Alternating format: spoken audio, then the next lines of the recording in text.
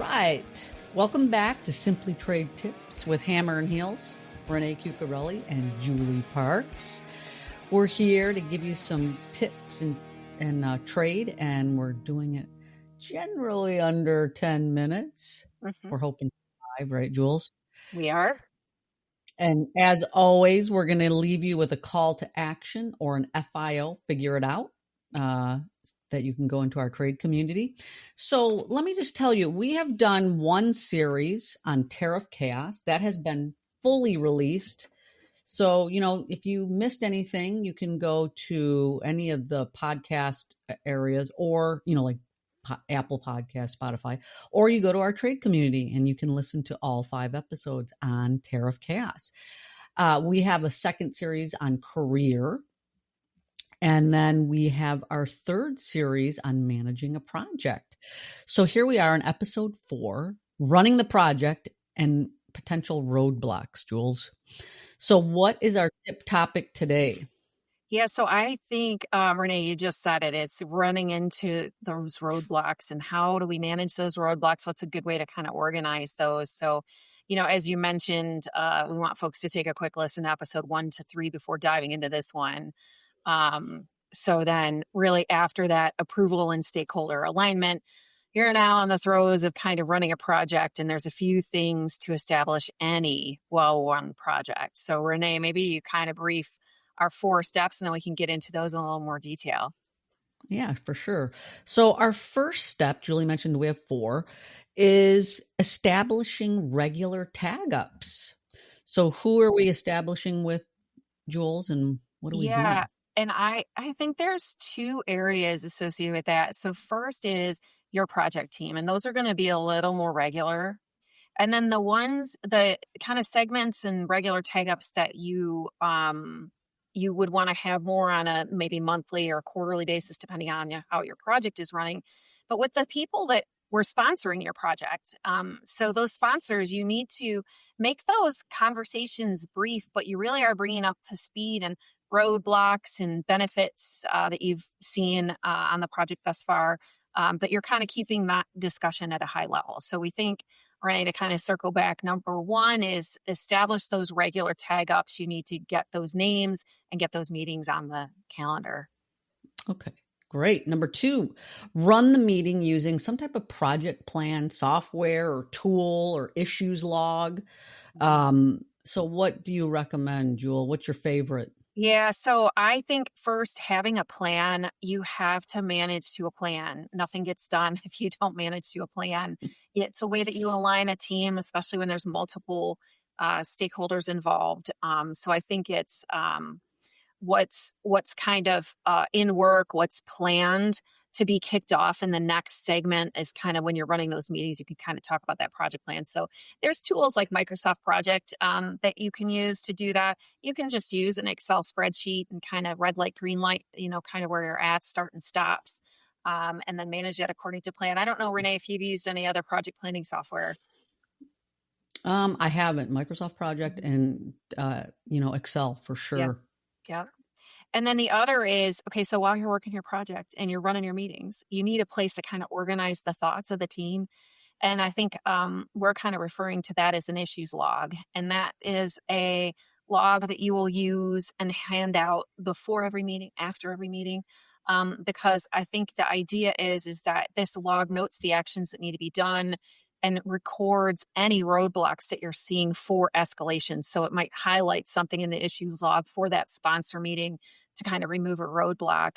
And I think just at a high level, the issues log, it has just a few fields on it, kind of the item number, so you can organize your world. How many things have you gotten done in your project? You also take a lap on that, right? The description of the item that's kind of on the task, Renee needs to do X by this date. Date open.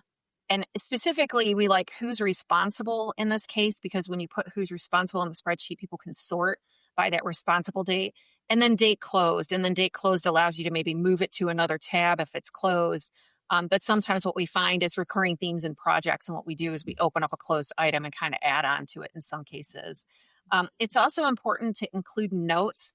And the notes, when I do an issues log, the notes, I whatever the meeting date is, I'll start each line item with the date in the notes. So like, Julie said that she was going to send a note out to the stakeholders by Tuesday. And during the meeting before the Tuesday event, Julie, are you doing this? Are you planning, and then you're taking notes saying Julie's planning on doing this, because it helps jog the memory of the person that is sorting on their name. Oh, yes, I did plan on getting this done. And in fact, they can prepare for the meeting, and that makes the meetings run more quickly, I think, too. Yeah. And I think with the logs, I mean, just as an example, we had a log for broker issues. We had a log when we were implementing software. We have a log for compliance issues and non-compliance, for example. And, so let's say, for example, we're running an issues log related to non-compliance in your program. You might have information on there that you need to do a standard operating procedure. When's it going to be done? And I find that when you get into the more details, let's say there are some things that are not happening, like Julie said, maybe that's a separate item discovery or a separate meeting, right, Julie? I mean, I guess exactly. So if I give people examples of what's important when you're managing a project, managing your compliance program, managing your broker, managing a software, implementation, these are all projects. Exactly. So anyway. And I like where you're going on. I think back in my world of project management, I did keep a project log for everything I was doing. So there was a log for, I was implementing reconciliation at one point in time, or implementing something new in your company, a separate issue log for that. And then when you're holding meetings, you pull up that issue log and it jogs your memory as well as everyone else's. But I think most importantly, it keeps people on an accountability track without calling them out. Sometimes those are kind of difficult discussions to have. And I think that it just keeps everybody on the same page, and it keeps the meeting moving along, right? People like leaving a meeting 30 minutes early if they can too. Yeah, right. So the third one is keep an update of the risks. So this could be, like we said, when things kind of scope creep out into new issues, and then you're like, I have a risk on this line. Right. And we'll call out too, Renee. I think we covered this a bit at the start of the project, talking about what risks did you know about before this project started, right? So, holidays and vacations and whatnot. But during your project meetings, new risks will bubble up, and it's important that you go back to that risk log, because that's something that you're actually briefing your stakeholders on at a general high level. And it could, those more relate to your funding might be, coming due. There might be many other things that could happen with regard to resources. So making sure that that's a risk. And the idea is for who is ever running that issue log to kind of identify those risks in the meeting, so that it's not a surprise to the team when they're briefed and the stakeholder tagged up. All right. And our last step is communications. Each meeting ending with a roundtable discussion. That's a good one. You did this really well too, Renee. I think that the idea here is to have each person respond to the question, do you have any additional roadblocks? Do you have any additional concerns that we haven't already discussed?